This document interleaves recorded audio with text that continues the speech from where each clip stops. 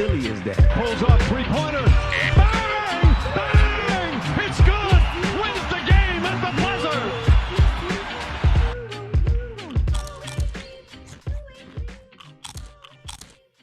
And hello, welcome back to the Hoop Junkies podcast, the #1 sports podcast in the world. According to us.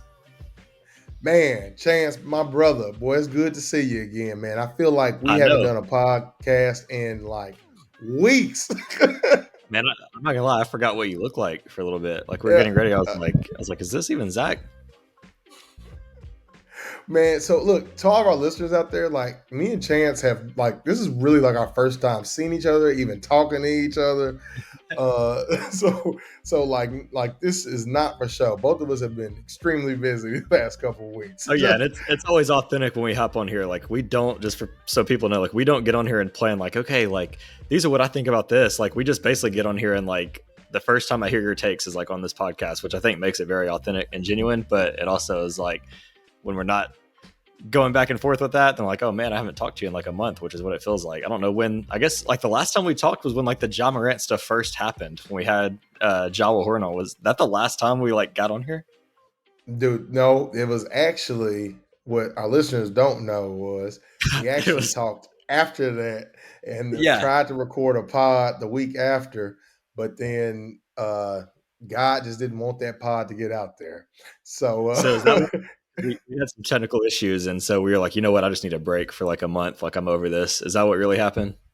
Yeah, I think that's what it was. Got so frustrated. I mean, and technically we still got technical issues. Hard drive done got wiped. So but you know, we moved forward. Over there trying to play his PlayStation with his hard drive and trying to mix and match and learn the hard way. Well, you know what it was, man. I blame it on the doggone Harry Potter download. That's what it was. It was the Harry Potter download. Scapegoat. Yeah. I had to make room for it. So I had to move some of my other games to the hard drive.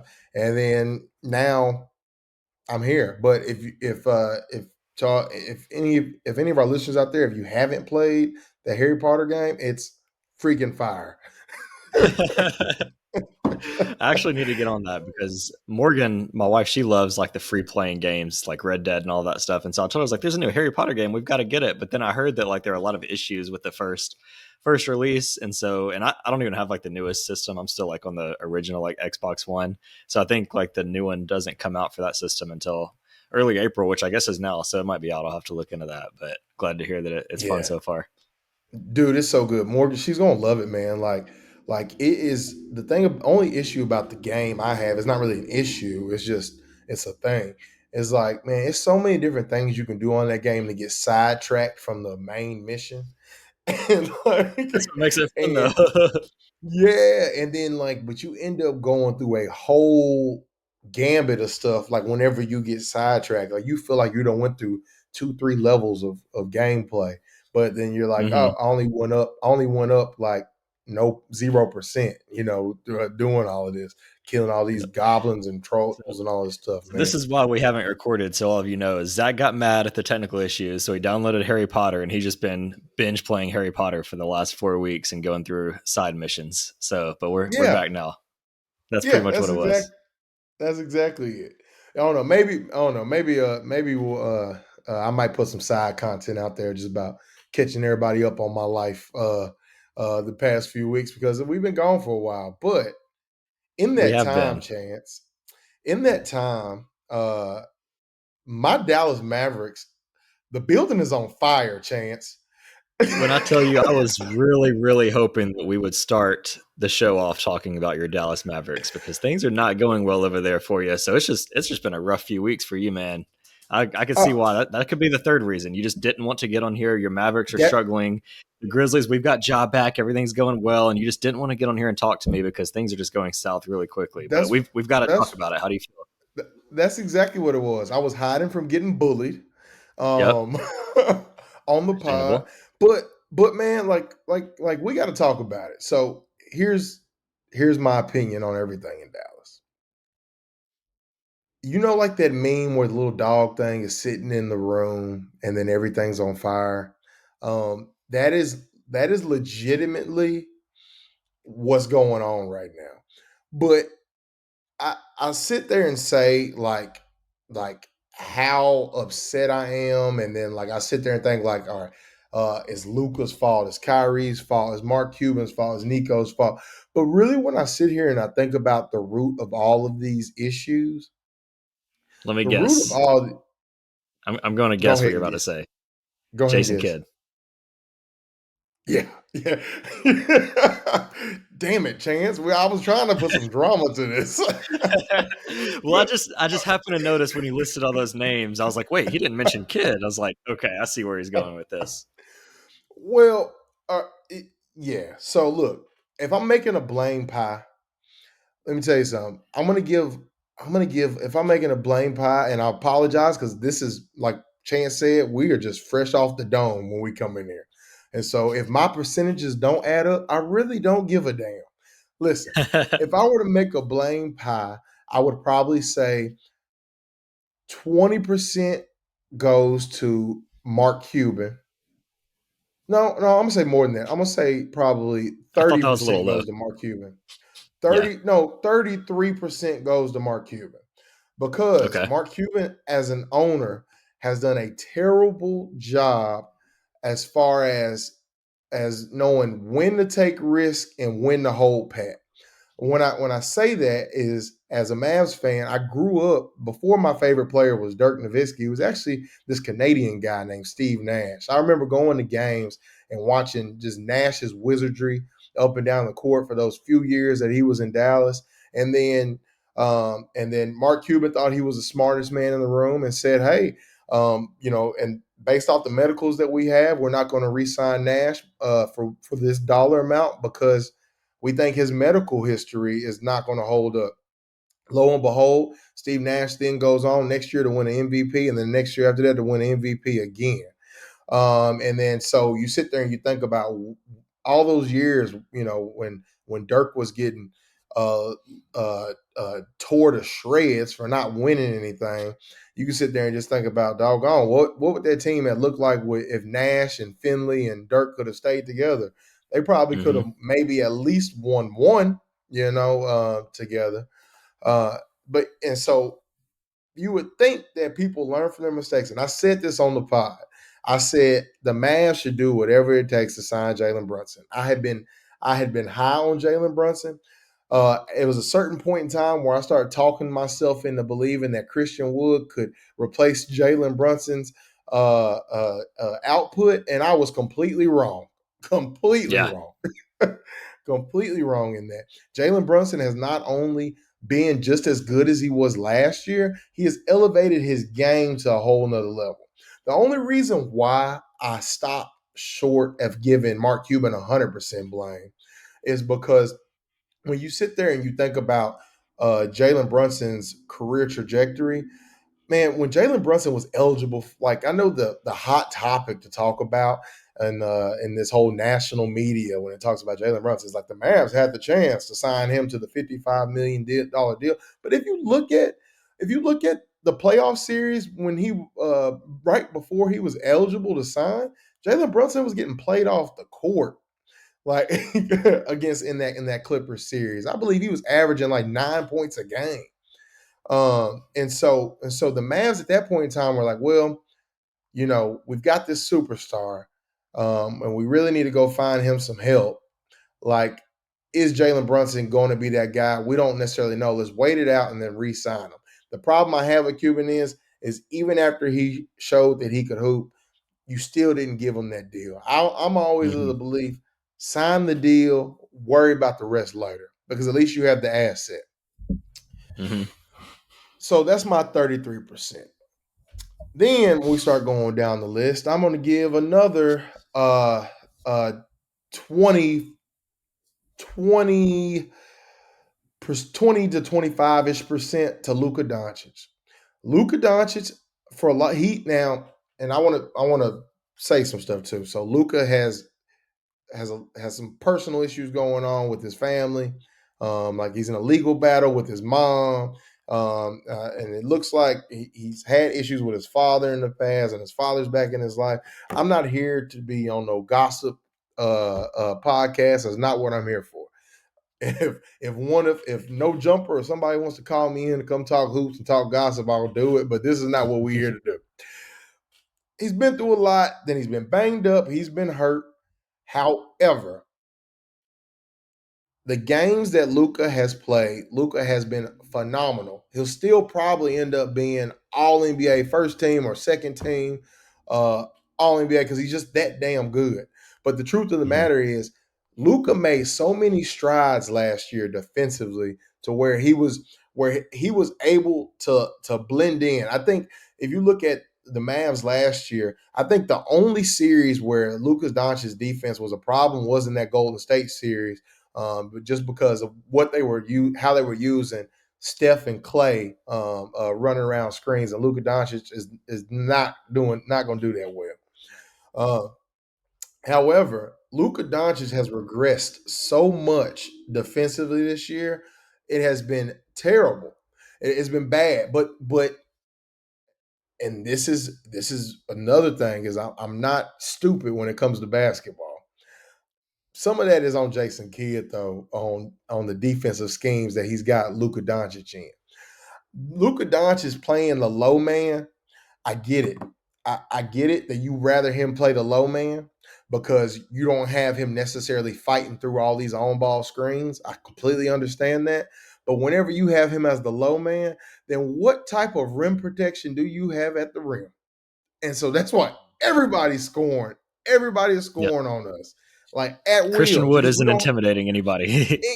And Christian Wood isn't the answer for that. And then another thing is, and then I'm gonna have to I'm putting Nico Harrison and JaVale McGee in the same category. The truth of the matter is, yeah, Jason Kidd should be playing JaVale McGee probably more minutes just based off of the roster, just because there are there aren't any there's no size on the Mavericks, right? No. Like there's no size, so JaVale McGee should just play by default because he's really truly the only true big, right? Mm-hmm. However, that signing has not been good, Nico. It's not. It's not. We signed him to a 3-year deal, and we're at the point now where it's like, all right, this offseason, what are we going to do with them?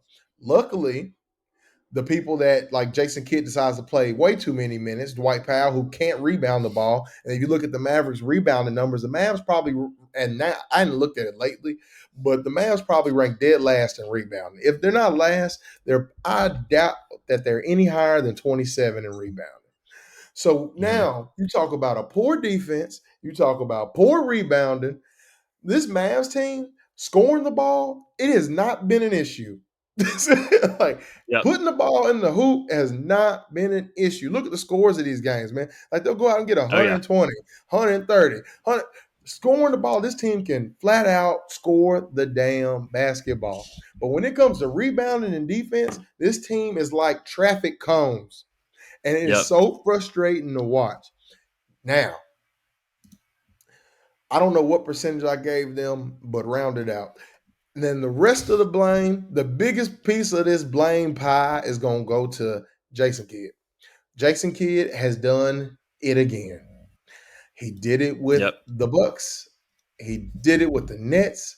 Like this is a thing he does. He comes in, he has a great year, turns everything around, makes you a believer, brings you in, makes you feel like doggone. And then, Jason Kidd, Chance, was a guy that I looked up to. Jason Kidd was my point guard on my championship team. Like, this homecoming was supposed to be euphoric for many years to come. And you know what it's been? It's been like I'm in a abusive relationship. And then like and no pun intended with Jason Kidd. But the thing is like he all he does is gaslight us as Mavericks fans from every practice interview or anytime they interview him post game. Like even at one point, like and they said like, "Hey Jason, you guys have like won one game in a month or something like that," and he was like, "Yeah, no one's dying." Like, no, what do you mean no one's dying? I get it that nobody's dying, but I bet you Mark Cuban is dying on the inside with the results of this Oh yeah. team right now, with Oh yeah. all the assets that have been given up to get this team back. Like, like the Mavs situation is so bad, Chance, that I can't even fully explain how bad it is. The Mavs only had the Mavs are in this situation where they really needed to be good this year to just convey the pick, and so then they could trade Mm-hmm. 2 picks in a Yep. for a player. However, Yep. now this team is so bad, Chance, where I'm like, you know what? You might just have to eat the dust on them doggone picks and tank. That I'm team tank, because you need to go out and just draft somebody in this year's lottery, so then that way you at least got some more good young talent coming in, and then just worrying about the rest later with the cap space you'll have with Kyrie being off the books, and then Dwight Powell expiring, and then several other players are expiring. That's the point I'm Yep. at. But the thing is, it So should have never gotten here. Should have never oh, gotten it here. shouldn't have. So your team, so yeah, for those that haven't heard, basically since the last game, there's been reports that they're thinking of just shutting down Luka and Kyrie for the season, and there's a couple reasons for that. So for those that might not be familiar with the Dallas Mavericks draft assets in the future, as many might not be, the pick that you owe to the Knicks, that's from the Porzingis trade, right, from a couple years ago. Yep, So that pick is which he's not there anymore. yeah, we won't even get into how well he looked after he left. Also, that was just another Yeah, mistake. You didn't even looks mention great. Tyson Chandler along the history of Mark Cuban refusing to pay players. So that dates back to a JJ while. But Barea, yep, a lot of he mistakes ended along up the way. coming So just for back. Jason context, Terry. Yeah. yeah, there's a long list. So for context, that pick from the Porzingis trade, it's top 10 protected to the Knicks. So I'm looking on Tankathon right now, and the Mavericks, if the season ended today, they would be right at the 10th spot. But the problem with that is with the way the lottery odds are so flat right now, there's 4 teams behind them that when you add up the chances, there's about a 20 to 25% chance that the Mavericks would get jumped. And if that's the case, that's basically doomsday scenario. You finish with the 10th worst record, you're in line to get your pick because it's top 10 protected, and then OKC or Chicago or someone jumps you. Now the Mavericks fall to 11 and the Knicks get that pick. So the only saving grace would be a lottery pick, and then the Knicks get that. So now it's like, okay, they're a couple games behind the loss column from going up to 7th. And in that case, like, you're definitely getting your pick no matter what. So it's at the point now where it's like, okay, even if you make the play-in game, like, this team is just not guarding anybody. For one, I don't know if No. they can even beat like a Minnesota or, a New Orleans in a play-in game. But even if they do, all of that just to get, travel to Denver and play Jokic, like, there's no reason to even go for the playoffs. I'm on board. I'd say go ahead and sit them as well, because you do not Yeah. want to be in that scenario where your pick drops to 11. And after all of this, you're giving New York your pick. Everybody's It's reminded of the Porzingis trade. And then, like, that is man, absolute. That would be a nightmare. it it is no point in competing right now. Yep. Lose these games, and I think so. Here's the thing: they got Kyrie and Luca as listed as probable for tomorrow. I think they're just looking to see what happens tonight. Like, if OKC and then the Timberwolves, like, they're trying to see who all wins tonight, and then we'll figure it. And then basically, if the Thunder win tonight, and then the Timberwolves win, all those teams that are right there in that mix, if they win tonight, then I would be very shocked if that probable doesn't change to doubtful. Yep. Because they're Uh, one game back from the Thunder for the play-in, and the Thunder own the tiebreaker too, right? So you basically have to win out, and the yeah, Thunder need to lose like 2 out of their last 3 or something which similar to that. Like, it's already, the odds are against them. which is crazy, because when you sit there and you think about like the Mavs, like, and this might be someone we get bored during the off season. We could talk about how they went from 96% probable to make the playoffs, and then to 6% probable within like a month and a half time span. But A the month and the a half, that problem with sounds like about when the Kyrie trade was. That's interesting. and what's crazy? Like a lot of people are giving Kyrie, like, saying, "Oh, it's Kyrie's fault. It's this and that." Kyrie has It's not honestly Kyrie's been fault. is not Yeah. Kyrie's fault.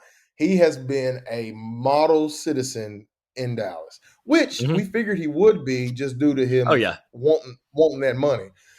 yeah, he's on And the contract agreement. For the record, I do not think it's Kyrie's fault. When I mention the trade, it's more so me mentioning the assets that go out, because now you've got yep, Luka and Kyrie who are amazing, but when you lose guys like DFS, who I think is one of the most underrated players in the league, losing guys like yep, that to where you just have absolutely no defense. And we did on the day of the deadline, we discussed that trade and we mentioned how it could work out on offense, but they're going to be giving up 140 points per game. It's just a matter of can they outscore them. And so far, when your defense is just that bad, it's just really hard to yeah. overcome. So that's another point. But Kyrie, I think, has done everything you could ask for of him since he's gotten here. He he's done everything you can ask for him. And then so like now we're in a situation now with Mark Cuban. You let everybody else walk, right? Are you going to do that same thing with Kyrie when Kyrie asked for this fully max guaranteed deal or whatever? Are you going to do the same Right. thing with Kyrie? Are you going to be back in the same boat? I wouldn't. I think I would like, hey, I got to learn from my mistakes. I know that Kyrie is a wild card, but getting him is better than than letting him walk, in my Yeah. opinion. Just because like this free agent class isn't like it's stacked. Like if you lose Kyrie, you can go and sign like Jalen Brown this offseason. That's not what Yeah. this case There's no is right one now. that can replace Kyrie in this class for sure. Yeah. So I think I you know, and like I know I've said a lot of negative stuff about the Mavericks right now. I think all of this offseason is do or die for the Mavericks this offseason. Depending on how the lottery shakes out, depending on uh, what they end up doing with Kyrie, and then how they handle the replacements of like Dwight Powell. I'm assuming. I mean, Dwight Powell can come back, but he don't need to come back on that same deal he was on. Hmm. So like it's just certain things that that it's gonna come, it's gonna be do or die this offseason, man. I really do think there is a world where the the Mavs can surprise us, but I'll save all that for the offseason, mainly after we get clarity on this pick situation.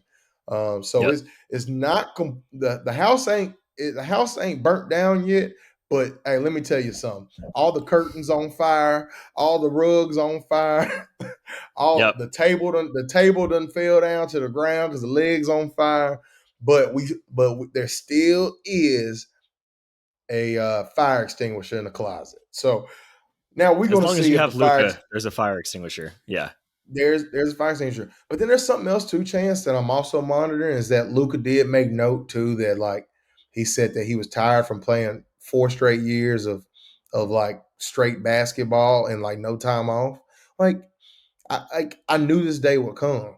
You know, like Well, he'll I get a knew this longer day would break come. this year, it looks like. Yes, yeah, he will. But you That's a know benefit. the thing is, at some point, man, he has got to grow up, like from a maturity level standpoint, and understand, like, dude, this job is the job that's paying you big dollars, and at some point, you got to commit to like saying, hey, look, I understand like his national team is a big deal for him, and I get that, and that's really hard. It's a hard thing for me to say, but at the end of the day, like when you start talking about how much money these teams are paying you, you got to at least give and take. Maybe you can't play every summer, like Joker hasn't played every summer for his national team. Hmm. Neither has Giannis.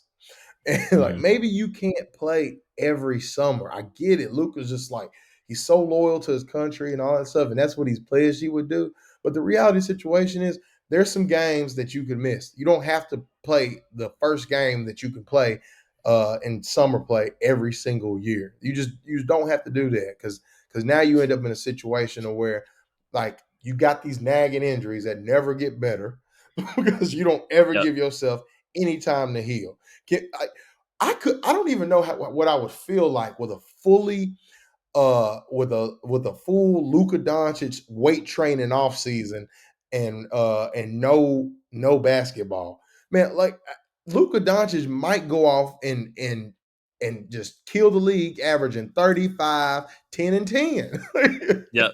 but right now, man, like at some point the maturity has to kick in. from a standpoint with him, like, and even like the on court stuff, like all of that stuff has got to come together and click for him. But at the same time, the same grace we gave Ja on the last pod, I'm gonna give Luca on this pod too. Is like young, but you got to get it together. You know what I Oh mean? yeah, Like, always end on a positive note. You have Luca, you have one of the top 3 youngest best players in the league, and unless something really crazy happens, you have him in control of him for the next at least few years. So there's potential. Things can get better, but I agree. This is a do or die off season, and interesting to see how good things get handled with Cuban and Nico over there and what moves they make. man, we'll see. So look, Chance. So we ain't got to talk about. I know my house is on fire, but looks like you got your maid service coming in your house every single week, cleaning up everything. Well, we do once Ja got back, but it's still hit or miss, man. So we had the game against the Bulls the other night, and actually it was a Mm-hmm. Sunday afternoon game. We're up by literally close to 20 points in the first half, and Luke Kennard is hitting his threes. Everything's going well. It looks like all of a sudden we're the Golden State Warriors of 2016 with the way we're shooting the ball, and then we just blow that lead in the second half and end up losing by nearly 20. So there's still some wrinkles, but Ja's back. Things look good. Obviously, his return with the way he plays, and we saw this last year too when the Grizzlies were like 19-2 with Tyus Jones as the starting point guard without Ja. Like the team is just a lot different, and not to say that they're better without Ja, like that's crazy, and it really annoys me when people say that. But the team plays a completely different style when Ja's not there. Right. So for Ja, when he gets back, he has all this pressure of trying to make sure he's still distributing the ball. He doesn't want to ruin the flow of what happens, because if you remember last year, like he got back and we lost like 2 or 3 in a row, like immediately after winning like 10 straight without him.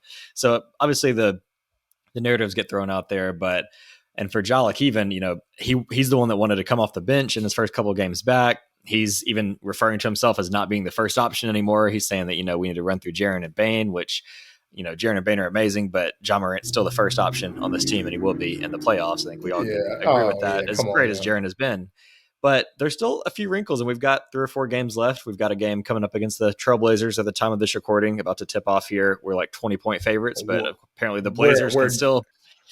have you seen the Blazers injury list?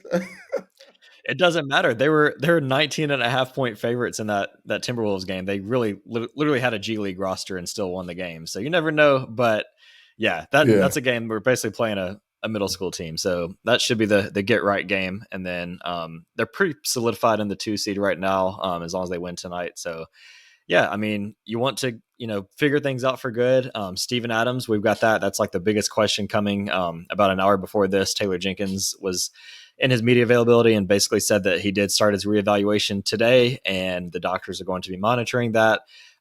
Just to recap, he had a knee injury that happened months ago at this point. He was expected to be back 4 to 6 weeks ago.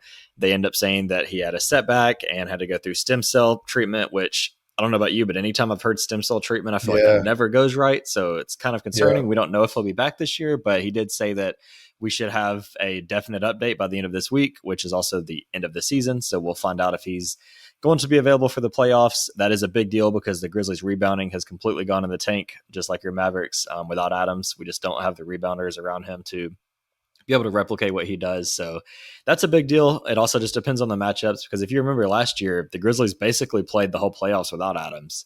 In the first series, he got played off the court because of Towns, but even in a matchup against Minnesota this year, that would be different because Towns is a 4 now, so he wouldn't be stretched out. So there's some teams where it could be a matchup problem. And then the worst season last year, he had COVID and he missed like half the series that year. So we've played without him in the playoffs before, but with the way our play style is, we really need Adams back. But you can only play the cards you're dealt, so we'll see on the updates later with that. But the West is wide open this year, so we'll see. Hopefully, they get that continuity, figured out, and we get everything squared away for the opening tip. Who knows who will play with the way the standings are, but it's going to be interesting for sure.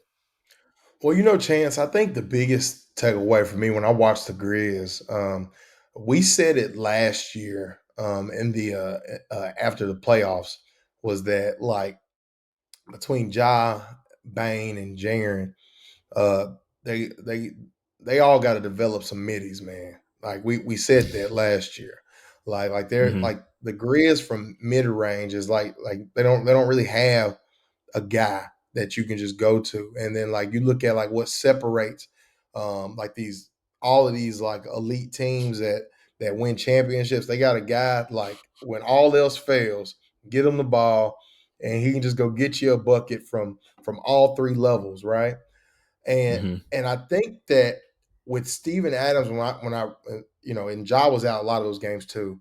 But when a lot of the stretch when the Grizz were struggling, I think a lot of it did come down to that, man, because whenever you sit there and you look at what Steven Adams gives you, man, Steven Adams gives you an automatic offensive rebounder Mm-hmm. for Yep. for everything, and then it makes you realize on like how many missed shots that Yeah. the Grizz do chunk up, and a lot of those missed Mm-hmm. shots usually are coming from that mid range. Oh yeah. Whenever you're looking at their play style.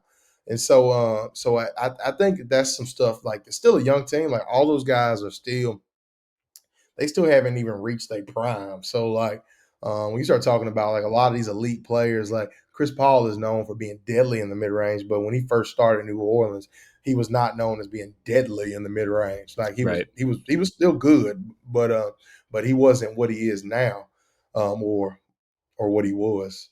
Right. Mm. Yeah. Yeah, and You that's know the what I'm biggest thing saying. is their offense is obviously Luke Kennard helps, but they've never been a great shooting team the past few years. Desmond Bain, which is funny to say Mhm. because Bain and Luke Kennard might be the two best shooters in the entire league, at least the way they played this year. Right, At least they're right. both top five, but there's a huge drop off from second, which whoever you want to put second in that order, to third. There's a large gap there. And so when you have that many missed shots, having a guy like Adams that just gobbles up like 30% of the offensive rebounds, that helps a lot creating second chances. So when you don't have that, but you're continuing to miss shots at the same rate, it hurts your offense obviously tremendously. And so they're, a great transition team when they're getting stops, things are going well. But in the half court, they need somebody that can get the rebounds. And Mhm. people really undervalue him as far as like setting screens, getting guys open. Like that's a big deal. He's probably one of the best screen setters in the NBA too. So not Yeah, having that he is. definitely hurts the offense. So it'll be big to see if they can get him back. But if not, they found ways to win without him in the past. So we'll see. But Jaren has clearly taken a huge leap. The way he played without Ja was just absolutely insane, putting up 30-point games, still blocking 3 or 4 shots. I've always wondered with Jaren, like, can he take that next step on offense while still putting in the same effort on defense? He's clearly shown that he could do Mhm. that. I mean, there were games without Ja where he's just the go-to, getting 20 shots a night and just absolutely delivering, looking like a young Anthony Davis out there. And Yeah. if he can develop that way, like you said, they're still young. I think they're like the second or third youngest team in the league, which is crazy because teams that young, I mean, look at the Rockets. Like they don't typically win and have success at this rate. So, I mean, really anything that happens this year is just gravy on the top for what's coming in the future. But yeah, it's Yeah. it's a wide open West. So we'll see where they go. Yeah, before I start making any playoff predictions or whatever, I definitely need to know about Steven Adams, man, because that's a big Mm-hmm. blow. Because especially if the Yep. Grizz end up matching up with like the Lakers or someone Yep. in that first round, man, the way the Lakers are playing, I think I would probably put money on the Lakers to win that series with no Steven Adams. Yeah. Um, Adams would be huge in a series like that. Yeah, yeah, just for you think about the bigs that they've got with Anthony Davis mainly, but then also you got Jared Vanderbilt's activity, and then you got Mm-hmm. LeBron constantly attacking the rim. You need Steven Yep. Adams for that series for that Mm-hmm. series. So yeah, before all the dust settles on that, I'm not gonna sit here and make some wild prediction on the Grizz, but I think that Steven Adams piece is something that we don't need to be overlooking at all. Yep. Chance. So we went from uh we went from Joker all year long leading the MVP race. It was like, oh, he's gonna get his third. It's in the bag. And then we went from Kendrick Perkins saying that Joker stat pad, and then MB started just cooking folks, and then we get to a point now where it's like MB sits out in a battle against Joker, Mm-hmm. and now people are kind of questioning that situation, and then it's like, dang, Giannis been really balling all season long. Mm-hmm. Who is the MVP, Chance? Man, I've honestly been putting so much thought into that question, and I honestly don't have a good answer. It's a clear three-way race, and this is the closest MVP race I could think of in a long time because there's clear arguments Mm-hmm. for each guy. So you've got Giannis, who played a lot of the season without Chris Middleton. People forget he was basically out of the lineup for most of the first half of the season, and they were still the number one team in the East once they caught up to the Celtics after that run they originally had. And I mean, Giannis, just the numbers that he's putting up. He took an efficiency dip at the beginning of the season, but the case for Mm-hmm. Giannis is, people say like with Jokic, like, he doesn't have as much help, but you can argue that Giannis, especially when they were playing those games without Middleton, might have had less Right. help than a fully loaded Nuggets team. And Well, another thing for and Giannis is Drew's the missed a lot of defensive time side. this year too. Drew has And as Drew's missed a well. lot of Yeah. time. Yeah. So, and Giannis, he's just as good on defense. So he's got the two-way aspects. That's the argument for him. For Embiid, literally the leading scorer in the NBA.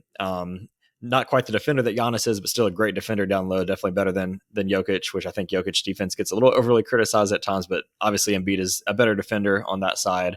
And he's got Philly as a top 4 seed in the East and has just been unbelievable this year as far as like taking another step on the offensive side of the game as well.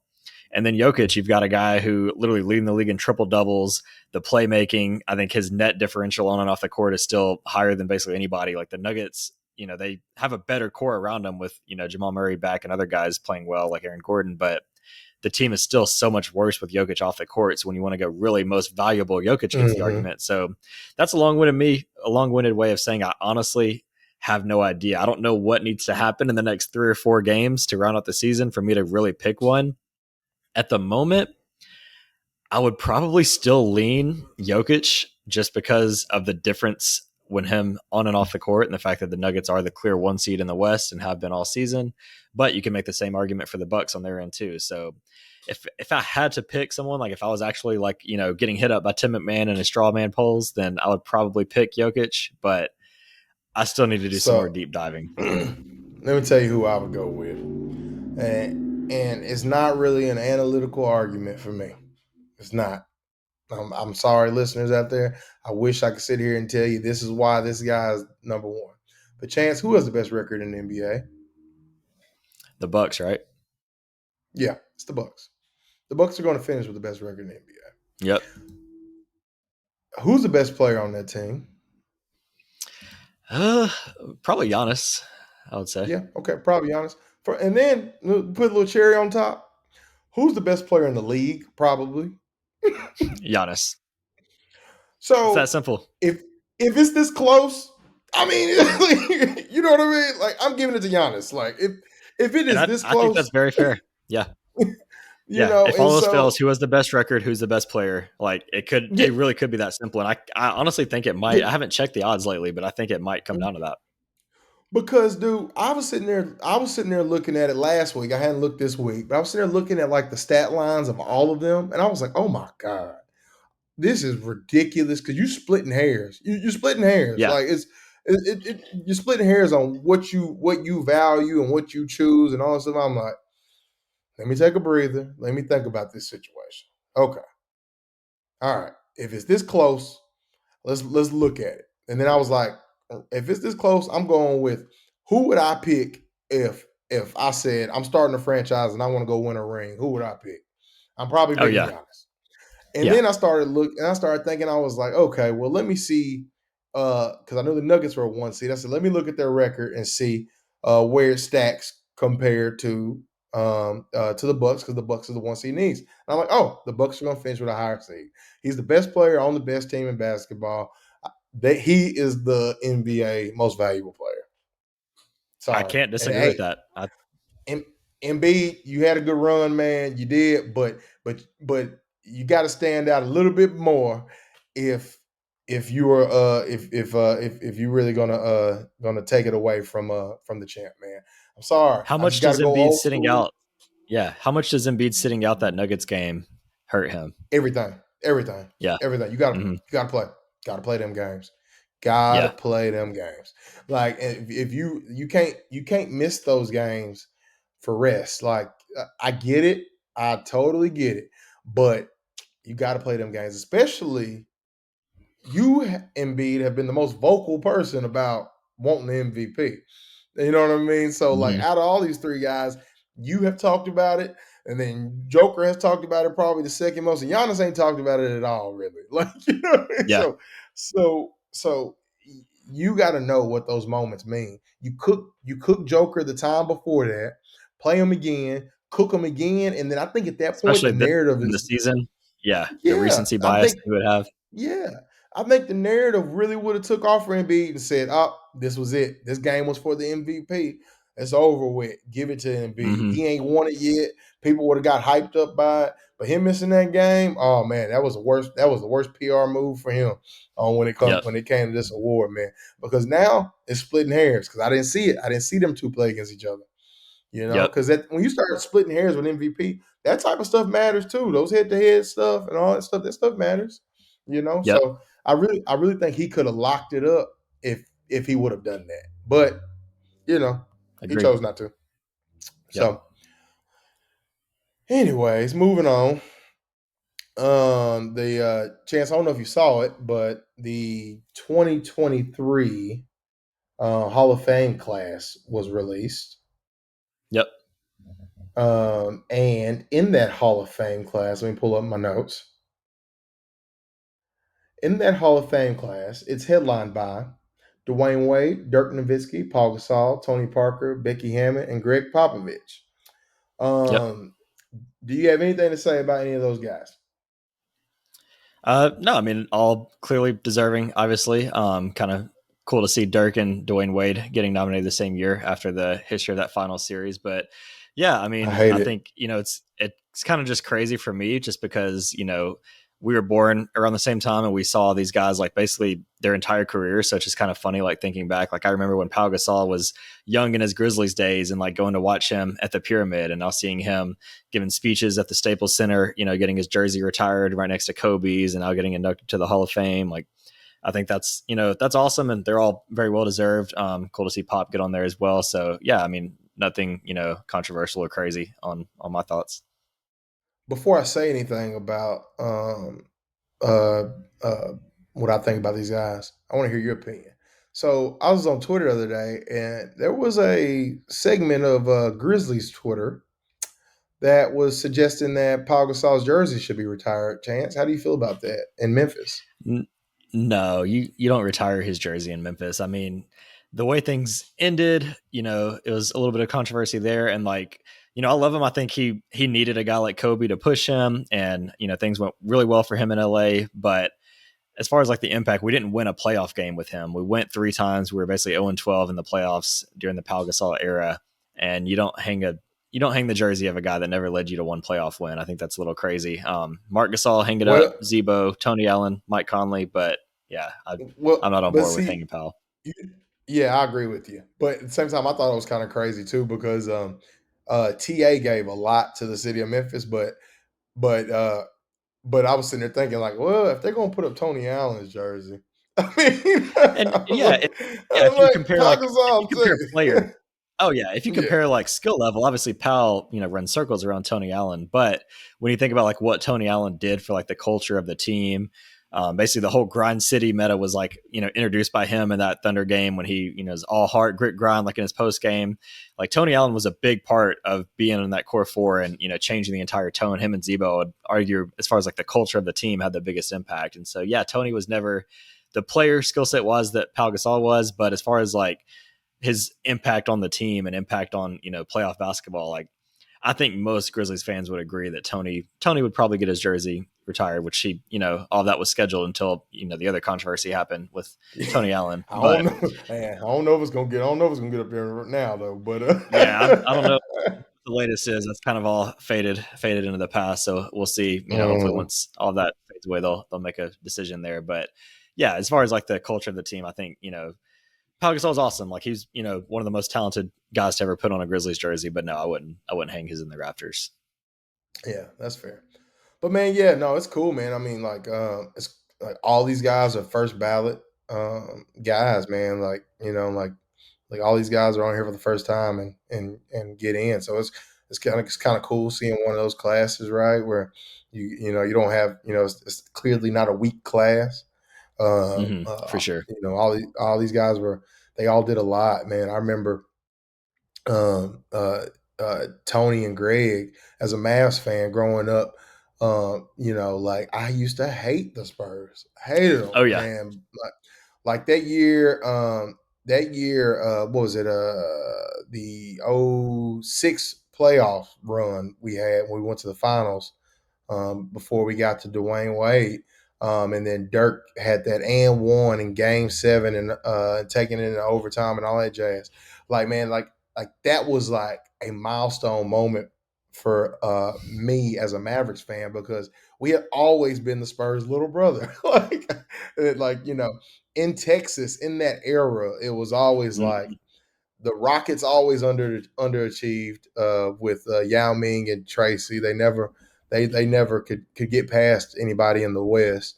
But then it was like the Mavericks were always pretty good, winning 50 games, but then they could never win a championship. And the Spurs would just go on every other year winning a Yep. championship.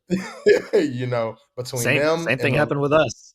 Yeah, in that yeah, 2010 series with the Grizzlies, we had always been knocked out by the Spurs too, and then we finally get that 8-1 upset against the Spurs. And yeah, it's like mhm. you know that you're a great dynasty when like a team's like biggest accomplishment is like just knocking you out of the playoffs, and like they remember that 10 to 15 years later. Like, remember we knocked out the Man, Spurs? Like that's how you know like you were a true dynasty, and yeah, I'm it's well telling deserved. you.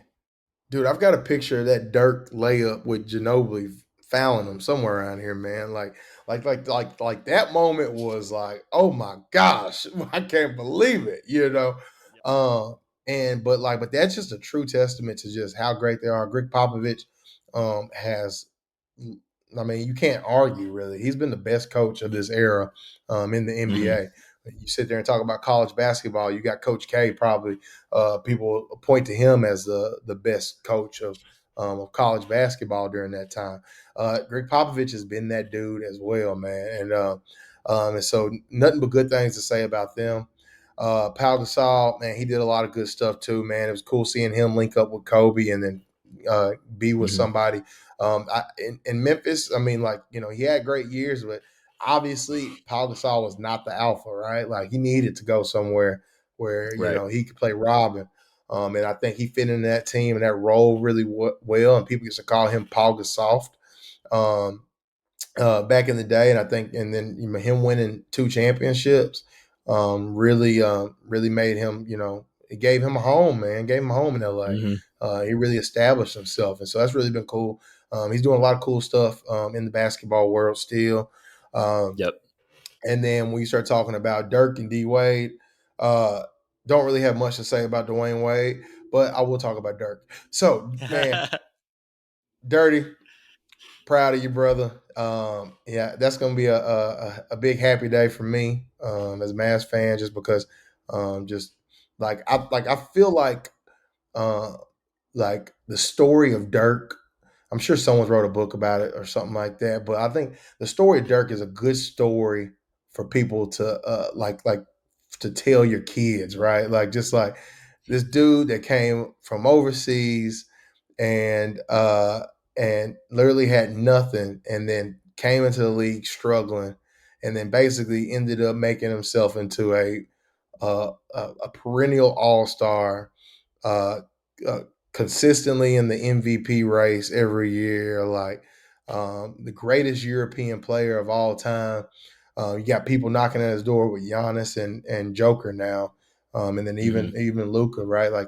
But he really showed that Euros, like you can actually win with a Euro because before, Hmm. man, like with all those different failures and collapses and all that stuff, people were really questioning him, calling him soft and all Yep. that stuff, man. And like for him to eventually end up winning one despite all the adversity and ended up staying loyal to his team and dude took another reason why Mark Cuban has been frustrating to me. Like Dirk took pay cuts to stay with the Mavs. And the best player we could get next to him was Jason Terry, probably. Like, just all around good dude. And Yeah, and yeah, man. So Love, He really did. He love, paved love. the way for the international player, like you mentioned. Like I remember that stigma around, with guys like Bargnani that were just like colossal failures, and they start tying Mm-hmm. that soft label to every single international player. So it's funny to look at the league now when you think about like who are the best players in the NBA: Giannis, Jokic, Luka, and you even look in the future for who's going to be the number one pick in the draft, Wembanyama from France. And so like the majority of the top players in the league over the next 5 to 10 years are all going to be international players. And I think that's, really cool as far as like spreading diversity in the NBA. And all that started with Dirk, right? He was like that first, international superstar. And, now we see where the league has come from there. And I think Dirk has a huge part of that. And yeah, his legacy will always live on. Yeah, and then too, and I'll be remiss too, and I got to give Akeem Olajuwon deserves a lot of that praise too because he Yeah. was Yeah, bad. for sure. He was Yeah. bad man. He was a bad man. But Oh yeah. but as far as like in the modern era of basketball, Hmm. man, Dirk is really that guy. And then too, like every time people talk about like people being loyal to their team, are they going to stay? Like the first person they come up is Dirk. That Hmm. comes up is Dirk, and so like that's just a really cool story to hear. I wish I had more things to say about Dwayne Wade, but sorry, y'all, I'm a Mavs fan, and this is my podcast, so I can choose what the hell I want to do. Yep. On to the next. On to the next. So, dude, I want to take a second. We ain't gonna talk about it long, but how about the Sacramento Kings clinching a Man. playoff seed?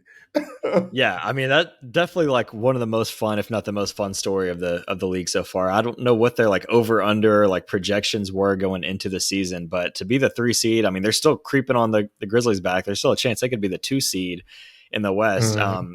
I think months ago you said Mike Brown was your coach of the year, and I think by this point pretty much everybody would agree with that. And there's no question. When you compare like preseason expectations to where they finished up, and it's just cool to see. You remember, the Halliburton Sabonis infamous trade that, looked as lopsided as ever. Everybody's like, Yeah. what are they doing? Trading a young guy like Halliburton for Sabonis just so they can be an 8 seed for the next couple of years. Mhm. Like they're crazy.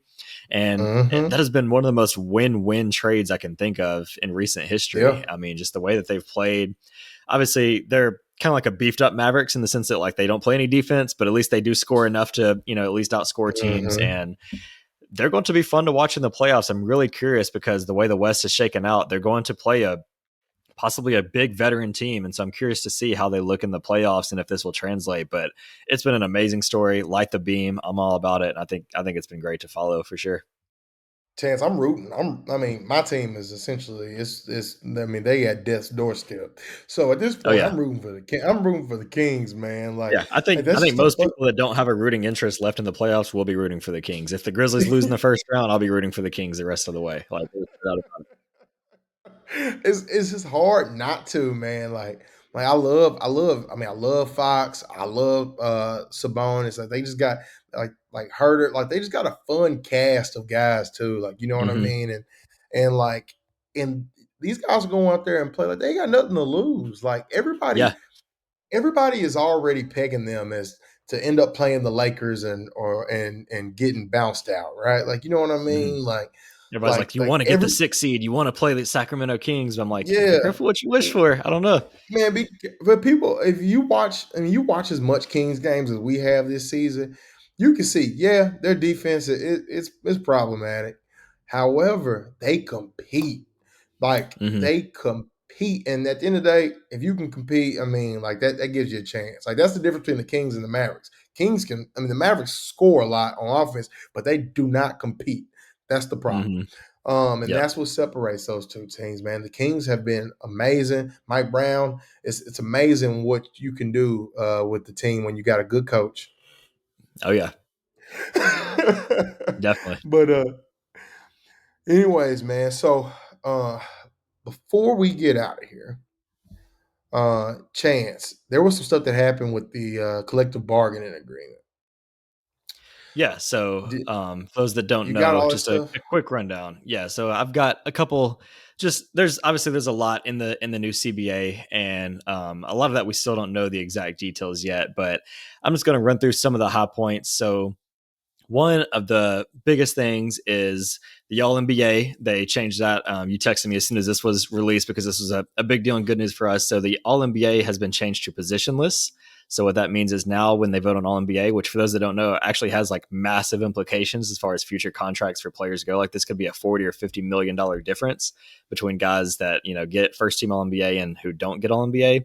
So this is a big deal, and it's now positionless. And now it'll be the best 15 players. So first team All NBA will be the best 5 players. If that's Giannis, Jokic, Embiid, and 2 other centers, like it can be 5 centers. It doesn't matter. And so I think that's a win for the league. We'll talk about that first. That plus they also added that you have to play 65 games to be eligible for that. And I believe for the awards too. So now that's part of their way of trying to overcome, the resting guys and sitting out.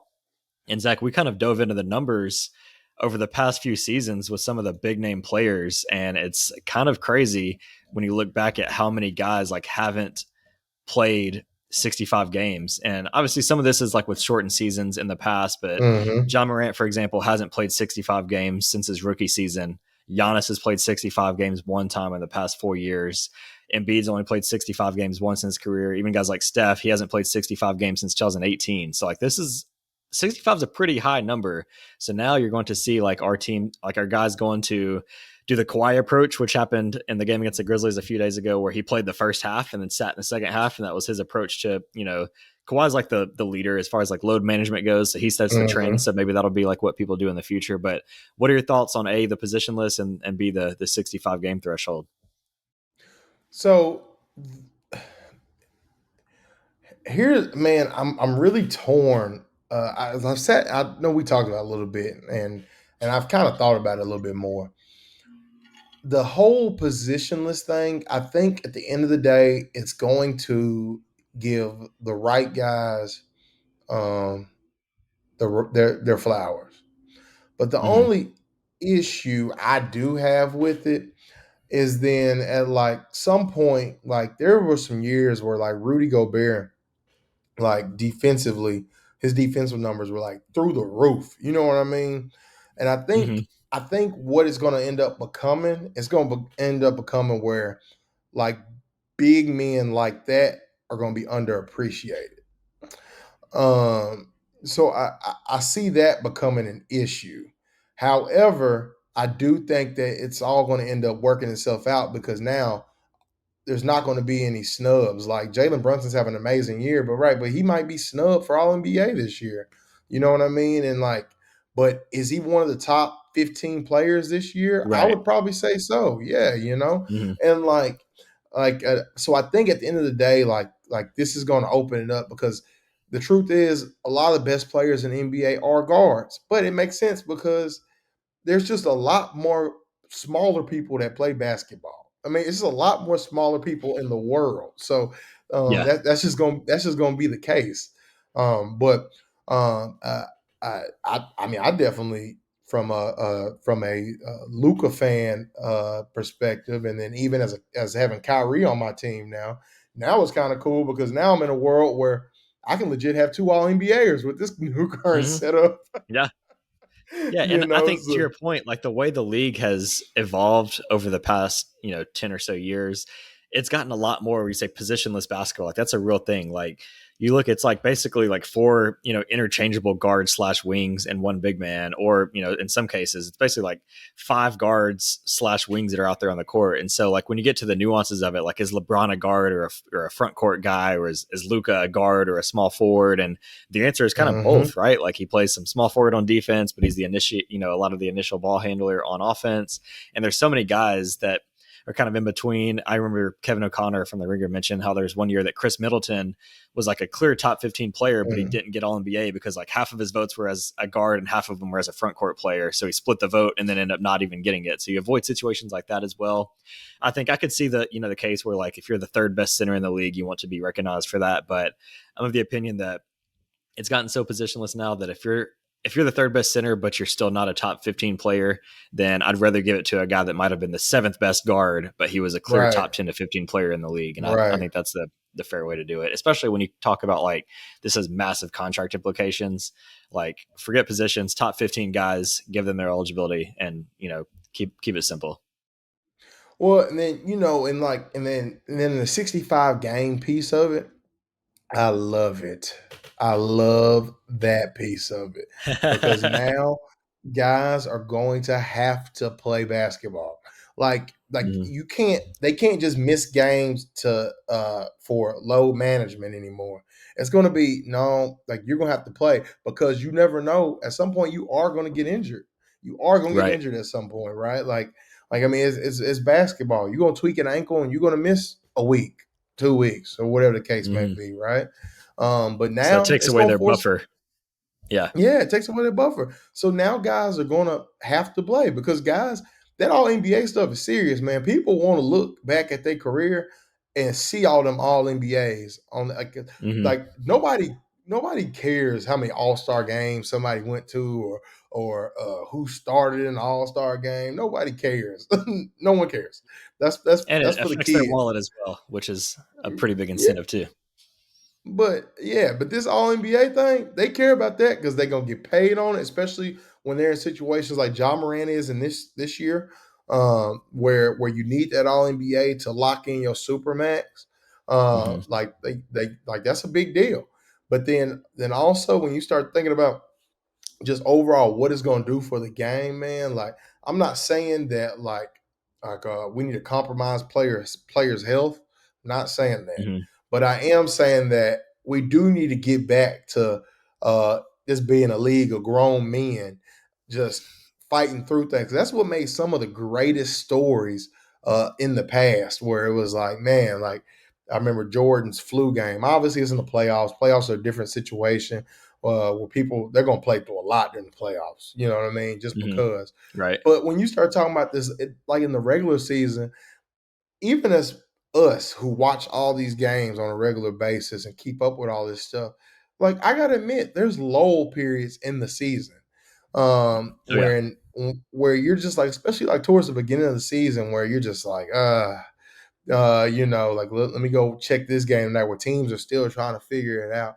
But now this is going to give the average fan more incentive to want to watch all these games. And it's good for season ticket holders too, man.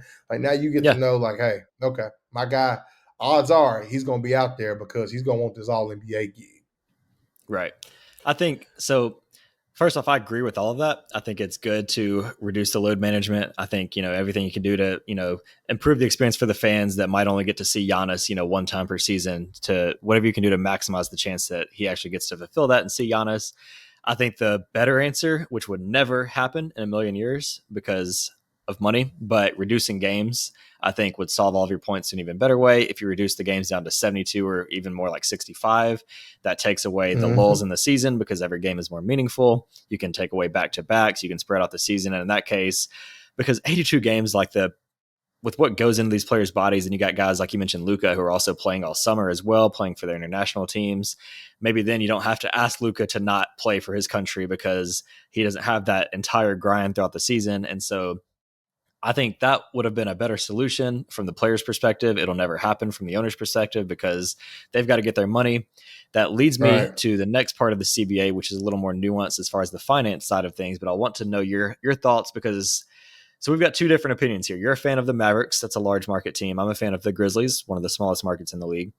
So one of the big Mm-hmm. financial changes on the CBA is they've adjusted so that teams, for those that don't know, there's a salary cap and there's a luxury tax for those that go over it. So you're allowed to go over the salary tax, but you're going to pay a luxury tax for each dollar that you go over that. So a team like the Yep. Warriors, their salary is way higher than a team like the Grizzlies, but they're paying a lot of tax on that as well. Well, now there are some new restrictions so that teams that are in the largest luxury tax bracket, they have some new restrictions for once they can't sign players to mid-level exception deals. So, for example, the Warriors signing Dante DiVincenzo, that would have never happened under this. So they kind of removed that flexibility. They can no longer trade picks 7 years in advance is another restriction. Those are the two main ones. So want to know your thoughts on that. So basically they can't make that move. They can't make those trades. So they're a little more limited as far as like the moves they can make.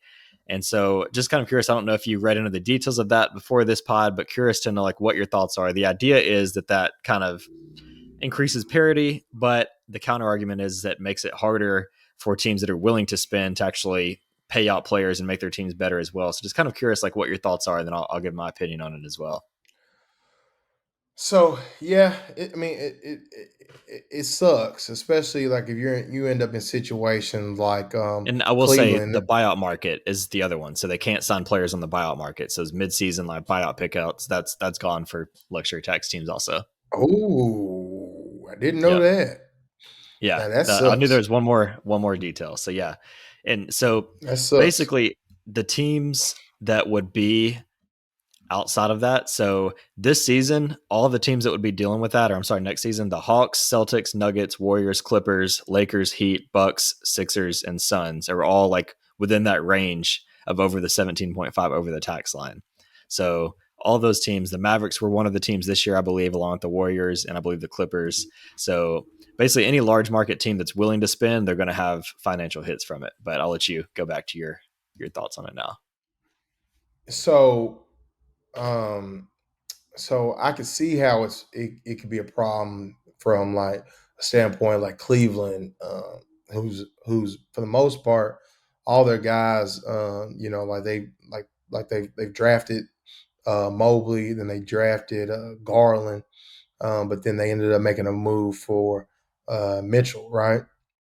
Mm-hmm. Um, they're going to end up in a situation where they paid Donovan Mitchell, Darius Garland, and they're going to have to figure something out with Mobley because of this new situation. It's going to have major implications on re-signing Evan Mobley. That does Well, the suck. one key to this is you actually can sign multiple guys to maxes. So the thing with their whole situation is they're trying to Mhm. make it where if you draft well and you hit on your draft picks, it's easier to re-sign those guys, but it's Yep. harder to sign free agents. So you do one or the other. You either build your team up for free agents or you draft a really good team and you can Mm. re-sign those. So it does help in that area, but it just limits your ability to do both, essentially. Oh well, I mean, at that point, if they taking care of, if you can re-sign the people that you've drafted, I'm totally cool with that. But I think what they're trying to avoid, they're trying to make a situation of where Kevin Durant can't just go to the Warriors again. And then and probably I've got to sit down and look at this a lot harder too. And I mean, obviously, all the Mhm. information ain't even And we out still don't yet. know a lot of the details, right? Yeah, we still don't know all the details, but they're trying to avoid what happened with the Heatles. They're trying to avoid what happened with the Warriors, because like this year has been a lot of great basketball play. You know why, Chance? Because there's been a lot of A lot of parity. parity. We don't know who's going to win. Like we can sit here and say it's probably going to be one of those Eastern Conference teams just because they've been better all year. But outside of that, like we don't really know uh, uh, who who's the top dog. It's been a lot of parity in the league because a lot of these teams have stars, and I think a lot of teams have made positions to get stars in the offseason and have made moves like because they have hope with the play-in tournament, Mhm. right? So teams Yeah. that would have normally said, "All right, we're going to sell." They're like, all right, let's make a buying move at the midway mark, to because we know we've got a chance to at least make the play in and just see what happens. So Mhm. so man, I think they got to try to keep this going as long as they can. I think with doing this and then also what they've done with the draft by flattening out some of those lottery odds to where you have disincentivized tanking, dude, tanking is kind of just gone away, man. Because Mhm. like I could really only sit here and think who has really tanked hard this year: San Antonio and Detroit. Right. As far as Some like, teams are just bad, you know? yeah, some teams just bad. Like the Mavericks will be well, their pick will be in the lottery just because they're just bad. The Trailblazers Mhm. pick will be in the lottery just because they've been bad. Like Mhm. like you know what I mean? But like nobody has really just gone all in on tank. We see even sat here and talked about the Utah Jazz going into the season saying, "Oh, this team's going to tank." But when you sit there and look at their roster, you're like, "Ah, whoa, Danny Ainge actually wasn't trying to tank." Uh-huh. And so when I sit down and think about it, man, like anything they can do to incentivize against tanking, and anything that they can do to like prevent just this big time team that's just crushing everybody in one conference to the point to where no other teams are even wanting to compete. Man, I think that's the overall the best thing for basketball. I agree with all of that. And I do think the league is in a much better situation now as far as like parity within the league. Like you mentioned, we don't know who's going to win. But I do think with this new addition, it is solving problems that don't exist because we've already got that. We've already, it's gotten a lot harder to actually build those super teams with, the Miami Heats of the world, the Warriors in the past. It's already gotten harder to do that because of, for one, with the max contracts and the cap going up as much as it is, it's just hard to fit that many contracts. If you do, you're basically going to have nothing around you. See Luka Doncic and Kyrie, for example, but you have a Mhm. lot of situations like that. I think this is a massive loss for the player side, but a massive win for the owners. So, and Yeah. this is a hot take for me. I'm a Grizzlies fan, one of the smallest markets in the NBA. So you would think I'd be of the position like, yeah, this is great, even off the playing field, but I'm actually siding with the larger markets because I think if a team like the Warriors and a guy like Bob Myers wants to spend millions and millions of dollars over the luxury tax to bring in guys that are going to help him win, I think he should be able to do that. And this is basically punishing those cheaper owners on the smaller markets that just refuse to spend no matter what. And so I think now with that situation, plus it's going to lower flexibility for the player side. So when you have guys that get bought out, the whole buyout market exists so that those contenders can pick up these guys in the middle of the season and they can play for Right. contenders. But now if Right. that's not the case, that lowers the amount of money the players are going to get. So I really think that like I get the premise of what they're trying to do as far as like implementing parity, but the way that they're going about this, it's basically punishing the teams that are actually trying to win and it's trying to solve problems that have already been solved. So I disagree with that. I also think as far as like the revenue sharing, I was hoping to see. So basically in 2005 when they did the CBA, the players got 57% of the revenue, the owners got the rest. On the new one in 2011, I believe it was down to a 50-50 split. I was hoping they would get more towards the player side. It's still a 50-50 split, but a couple changes are now like the luxury tax will go in alignment with the cap and it'll all kind of scale together. So they made some changes, but at the end of the day, it's still a 50-50 split. I would have liked to see the players get a little bit more of that because they are the product on the court. But on the less financial side, another implementation is a mid-season tournament. So the way this is going to work is they'll have a Hey, hold tournament on. in the middle of Hold the on. season. Hold on. Before you go there, I do want to say something. Chance, but though I think about it this way, they're making this CBA and they've got an idea of what the cap projection is going to be. So Mhm. they're probably expecting that the cap is going to jump a lot. Oh, it is. Yeah. The And pie is going so to be larger. Yeah. so with having some of these rail guards in place with all the stuff we basically talked about, you got to think about it. Like there's these teams are going to be able to sign some players because like what was that year when Duncan Robinson and all them boys got paid a whole bunch of money? It was just and then Yeah. like I think Chandler Parsons got paid a whole bunch of money all off Yep. of just a new CBA, just a fresh cap sheet. And so I think a lot of that is probably in mind. Now, the issue is going to come 3 years after all of that when all the dust settles. But I don't think we're going to see those problems initially on the front end. Problems as far as like players not getting the amount that they should. Yeah, Is that what you're saying? yeah, Yeah. because the caps because you're going to have a lot of guys that are already going to be locked in deals. You know what I mean? Hmm. Like by the time all that goes into effect, you it's going to be guys like these guys that just got drafted right now. Like you know what I Right. mean? That are going to be Right. the ones getting money. So I don't. Yeah. Yeah, I Yeah. think And that's that going is to a be a later problem. yeah, I mean, the cap is definitely going up and they have their new media rights deal with the TV going in 2025. So that'll obviously like inflate things a lot too. My opinion is I just think that if a larger team wants to spend money to win, like they should be able to do that. I don't think you should punish the guys that are going for the win now moves. And yeah, would have Hmm. liked to see a higher split on the revenue side, but 50-50 still the NBA is still a lot further ahead than some other leagues as far as like, player bargaining power. So we'll give them that. Um, Yeah, for sure. yeah, when you compare it to some of the other leagues, but Like yeah, the the not for midseason long tournament. league. Yeah, the no fun league. Yeah, Yeah. no shots. I love the NFL, but yeah, the NBA is definitely ahead on that side of things. But yeah, a couple other just quick things. Midseason tournament, the way this will work is They will basically have a tournament during the season.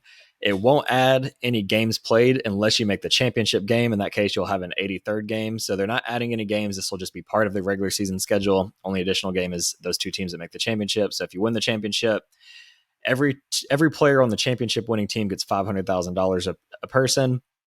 Every player on the losing team just gets an 83rd game. So you better hope you win if you make it that far. What are your thoughts on the midseason tournament? This has been something that's been brewing up for a while now.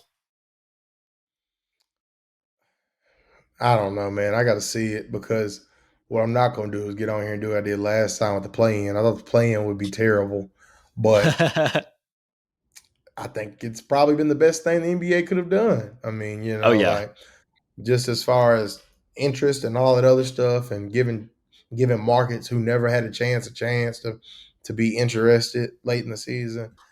Yep. So I mean, I I don't know. Is $500,000 gonna make Luka Doncic play harder in a tournament? Is it gonna make Ja Morant play harder in a tournament? Um, Right. like guys that are on max deals.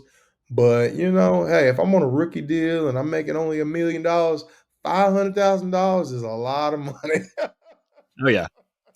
Yeah. I'm of So the same opinion. Like my initial thoughts are I'm just like, so what? Like are players really going to care? But like I said, with the play in, that ended up being a massive success. So maybe this will be too. I don't really see a ton of incentive on why guys are like really going to care about this. I think this is just another way to, make more money for the league. I get that. But we'll see. That'll be starting, and so it could be fun. Final Four will be in Vegas, so I'm sure they'll have some fun activities geared around that as well. A couple other last things. oh wow, Basically, that's cool. so it'll be Vegas. So That'll it's be be a fun. neutral site. Yeah, it'll be neutral site to end it. So yeah, we'll Yeah, that's see. cool. I'll wait and see how it works out before making too many judgments. Another thing, so max salaries, the percentage went up a little bit from 120% to 140%. So guys like Jaylen Brown, John Morant could get more money from that. That's a big win.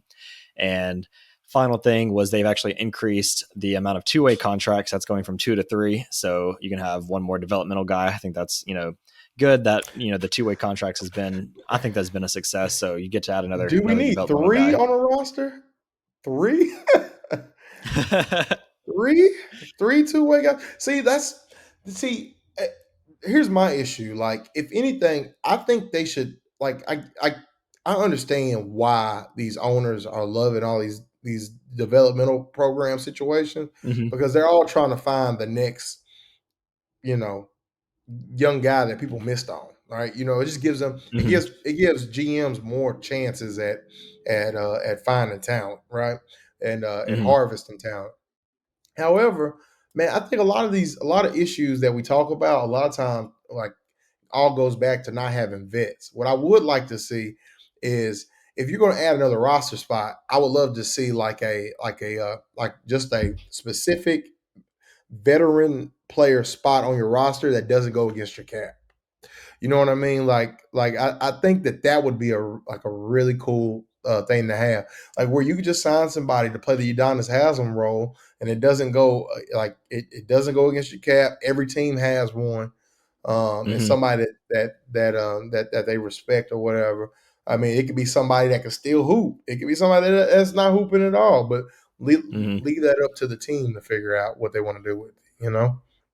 Yeah, I think that wouldn't. I don't think that would hurt anything to add that as well. Basically, make it like you can sign a veteran minimum contract, but it doesn't go against your cap, so you have that. Hmm. In the day, I don't mind it. I think the two-way contract have been a success. I don't know how much of a difference it'll make going from 2 to 3. Maybe it'll add some more flexibility. That was one of the more minor things. And again, there's a ton of more details. Like this is all like every day since it's been released. There's still been like new details coming up. Another thing that did recently come up is now players can invest in the teams and they can invest in gambling companies as well. I don't know if you saw that. So that's another What? stipulation, which I'll have to see the details on how this works because it sounds like it's a little Oh, crazy for me. For one, I don't think players should be investing in sports gambling companies. I think Calvin Ridley showed us all how that can be a massive mistake on the NFL side. yeah. And then investing in your own team, like I do love that. I love the fact that players can get ownership in their teams, but I think that could cause some issues too because Kyrie Irving could decide today that he's going to go invest in a 5% stake in the Los Angeles Lakers because he knows he's going to play there next year. So it's like, what are the rules on this? We'll find out. Like, are you limited to your own team? Like, what happens if you invest in your team and then you're traded? I Yeah. have to understand how all this works, but that's another stipulation that we'll learn some more about. But that is the long-winded rundown on the CBA, and we'll have some more updates as they come in on that side. Yeah, we'll definitely have to. This off season, we got plenty of time, so we can do a whole CBA series where we just break Yeah. down every part of it. Right? That'd Yep. be cool. Maybe we can. I got a couple of agent friends that maybe they can send us some people to kind of hop on here and talk through Yeah. some of that stuff. They can give a lot But better analysis on that stuff than I would. yeah, but the gambling thing is weird, man. I don't know, man. That's like, especially for a league who has had issues in the past, well documented issues, and they basically scathed through it by having one scapegoat in Tim Donaghy, which we all know that there were more people involved. They just didn't didn't get caught, Yeah, I think that is absolutely insane. And I'm already of the opinion that, like, I'm not against sports gambling. I don't do it myself anymore just because I've come to learn that it's going to be a loss for 99% of people that do it. But at the end of the day, like, I think it's fun. I keep up with the lines. I mentioned, the Grizzlies are 19-point favorites. Like, I always keep up with that. But I think the amount of like advertising and broadcasting for sports gambling has gone like way too far to the point where you're seeing DraftKings, FanDuel commercials like every other time you flip on the TV. Like, I think it's gotten a little excessive. So now having the ability for players to invest in those companies, that sounds like a massive loss on the front end. But more details will come out, and maybe we'll find out some more about how that works. Man, you know how we do in this good old country of capital America. Yeah, exactly. Everything with the dollar is going to drive it all, man. So, yep. Well, anyways, Chance, look, so we got a couple teams who have been eliminated already from postseason contention.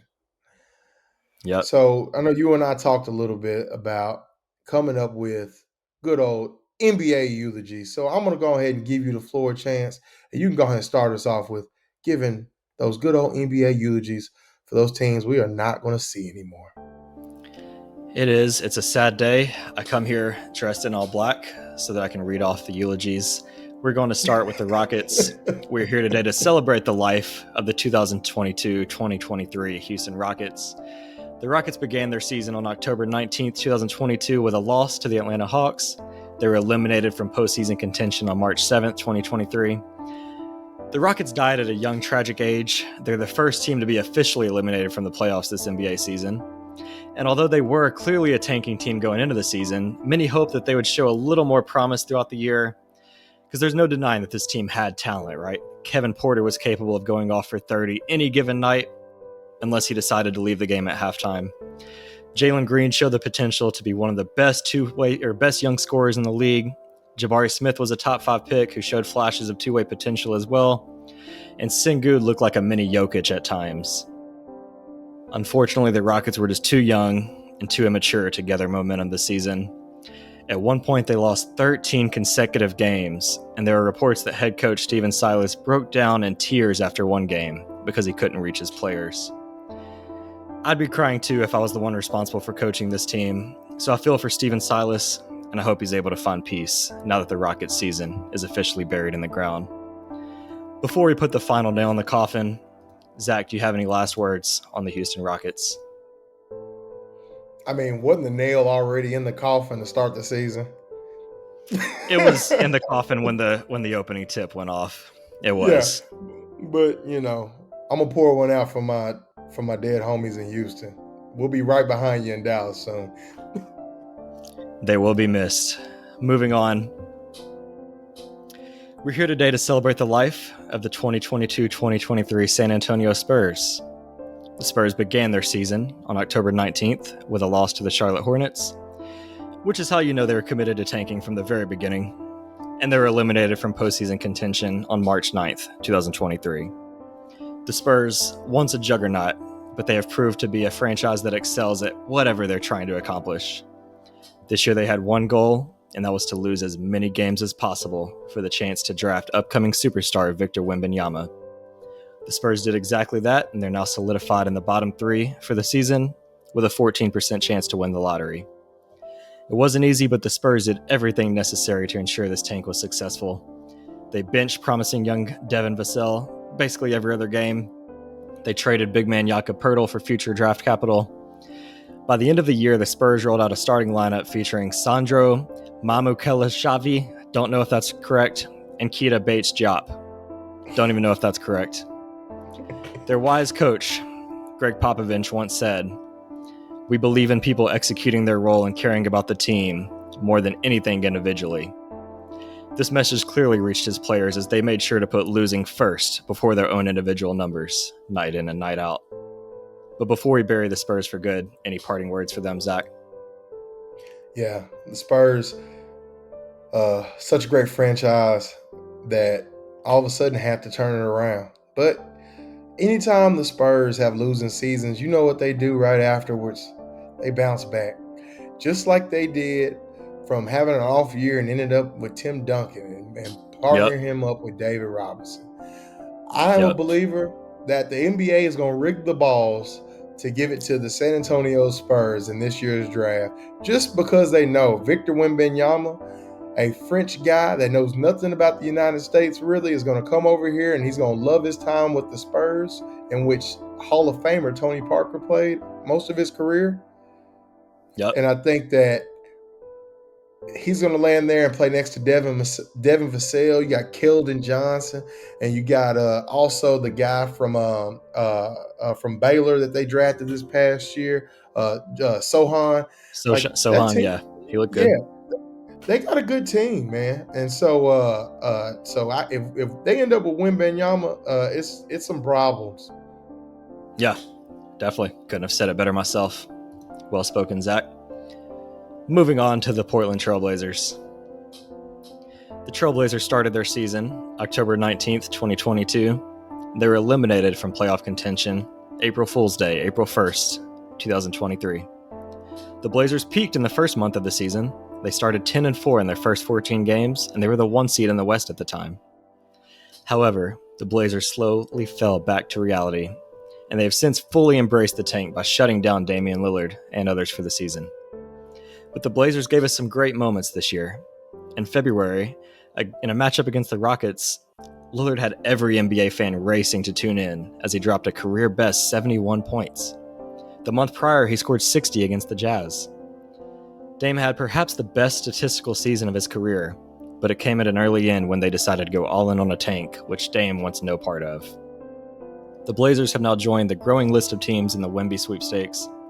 Despite doing everything they can to lose on purpose, the Blazers recently upset the Timberwolves with their G League rotation, basically, despite being a 19.5-point underdog. Chauncey Billups has proven to be a master at losing games, except when the team actually needs him to lose games. As we say our final goodbyes to the Blazers season, do you have any last words on them, Zach? You were sick, man. You were sick. Respect the dead. I'm just keeping it true. Yeah, from the jump opening tip, nobody really knew what the Trailblazers were doing going into the season. Except if you were a really optimistic Blazers fan. Man, this offseason is going to be an interesting one. They've made it clear that Dame's going to stay, but what are they going to do with the pieces around him? This West is only going to get deeper. We talk about like San Antonio will probably be a play-in team next year. Mm-hmm. The Pelicans will be fully healthy, knock on wood. We said that this year, right? But like this team, I mean, I don't know. I don't know what's going to happen in Portland, but yeah, they got a lot to figure out. Yep, that they do. Moving on to the Pistons. The Detroit Pistons started their season October 19th, 2022. They were eliminated from the playoffs very early, March 10th, 2023. The Pistons did enter the year as a clear rebuilding team, and that was magnified even more when Cade Cunningham was forced to shut down for the year after playing in just 12 games due to his shin injury. The Pistons are ending the season with the worst record in the league, but the future looks bright with a young core of Cade Cunningham, Ivy, Jalen Duren, and recently acquired James Wiseman. With the incredible hype around this draft class coming up, the Pistons should be able to add another dynamic young player, even if they miss out on the number 1 pick. The Pistons will certainly need something to keep the fans engaged with a team that has not won a playoff game in 15 years. Any final words on the Detroit Pistons, Zach? Detroit, hey, one of my favorite cities in America. If you ain't been to Detroit, have fun with them folks. They know how to party out there in the D-town, man. Small market team, man. I got a lot of hope. I got a lot of hope for Detroit, man. They've got a lot of good young pieces, man. That they're building out there. You saw, I believe their GM put out a statement apologizing to the fans for the season. I thought that was a really classy move. But anyway, shout out to Detroit. Y'all be fine. This is all part of the progression for you guys. Oh, yeah, definitely classy move for sure. He might need to send 14 more since it's been 15 years since they've won a playoff game, but it's a good first step. Moving on to the Hornets. The Charlotte Hornets began their season October 19th, 2022, and they were eliminated from playoff contention on March 18th, 2023. The Hornets just had no chance this season, especially with the unfortunate reoccurring injuries to LaMelo Ball's ankles. LaMelo was only able to play in 36 games this season, and he was really the only bright spot worth paying attention to for the Hornets all season. Although they were eliminated on March 18th, they were really eliminated the day their season started. They just had no chance at all this year. They will look to build for the future this season with an upcoming lottery pick, and reports are that they plan to bring back Miles Bridges, despite his controversial past. I don't have anything else to say about this team. Over to you, Zach. Yeah, Charlotte Hornets, man.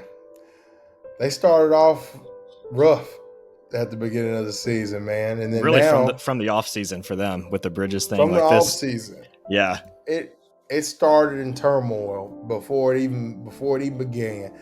But Chance, I think another thing we should do this off season is we should do a pod specifically focused on Michael Jordan, his ownership of the Charlotte Hornets, and that whole era. And we can come up with all of our outlandish conspiracy theories as to why he's deciding to sell right now. Yeah, we definitely need to put that one in the calendar for sure. Last one, guys. It's a sad day. We're going to end it here. The Indiana Pacers began their season October 19th, 2022, and they were eliminated from playoff contention on April 2nd, 2023. The Pacers were once the 6th seed in the East through 41 games, but they quickly took a nosedive once star guard Tyrese Halliburton went down with an injury. Although the Pacers ended up finishing near the bottom of the East, they should be proud of the season they had. Halliburton appears to be one of the best young playmakers in the entire league, and Benedict Mathurin, who we all love here, had a very promising rookie campaign. Many thought the Pacers would be surefire sellers at the deadline, but they ended up holding on to guys like Buddy Hield and Miles Turner, showing they're ready to speed up this rebuilding process. With an already promising young core, the Pacers will have a chance to add another future asset in this loaded draft class. And Rick Carlisle appears to have changed his old school ways as far as limiting playing time for rookies. Next year could be a resurrection for this Pacers squad, but for now, we lay them to rest. Any parting words on the Pacers, Zach? Man, Chance, I think this team is probably the best team out of all these teams we just mentioned, as far as you start thinking about they sat some players for some games to get this tank going. They've been managing this for the past couple of weeks. Anyways, man, shout out to Indiana. Rick Carlisle's done a great job with that young group. It'll be interesting to see what other type of pieces they bring in the offseason, but this Indiana Pacers team can be playing for a playoff spot next year. So that'll be cool to see, man. Oh, yeah. Future's bright. But for now, put them in the ground. Well, thank y'all for listening to this hour and 30-minute long podcast of the Hoop Junkies podcast. We were back. We missed you guys. We hope that you guys saw a lot of good March Madness, because we did, because we weren't potting. So, but anyways, until next time, we'll holler at you. Peace.